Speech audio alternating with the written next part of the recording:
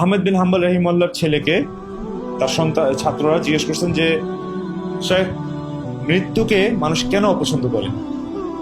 মানুষ কেন মৃত্যুকে অপছন্দ করে? তিনি বললেন, মানুষের ফিতরত হচ্ছে মানুষ গোছানো জিনিস ছেড়ে আগোছালো জিনিসের দিকে যেতে চায় না। মানুষ যে জিনিসকে গুছিয়ে নিয়েছে সেটা ছেড়ে যেটা তার হাতছাড়া হয়ে গেছে সেদিকে যেতে চায় না। যে ব্যক্তি তার দুনিয়াকে গুছিয়েছে আর আখিরাতকে বিগড়ে ফেলেছে, সে ব্যক্তি স্বাভাবিকভাবেই গোছানো দুনিয়া ছেড়ে বিগড়ানোর দিকে যেতে চাইবে না, এটাই স্বাভাবিক।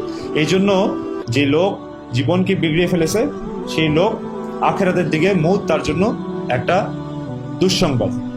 আর যেই লোক আখিরাতকে গুছিয়েছে, চাই তার দুনিয়া কিছুটা ক্ষতিগ্রস্ত হয়েছে, কিন্তু আখিরাতকে যে গুছিয়েছে তার জন্য মৌত হচ্ছে গিয়ে একটা সুসংবাদ। কারণ এই মৌতের পরেই তো সে পুরস্কার পাবে, এবং এই মৌতের পরেই তো সে আল্লাহ তাআলার সাথে সাক্ষাৎ হবে, যার জন্য সে ইবাদতটা করেছে। তো এই জন্য মৌত তার জন্য একটা সুসংবাদ। এই জন্য জীবনকে বানায় যেন রমাদান, তো মৌত হবে এমন যেন ঈদের চাঁদ।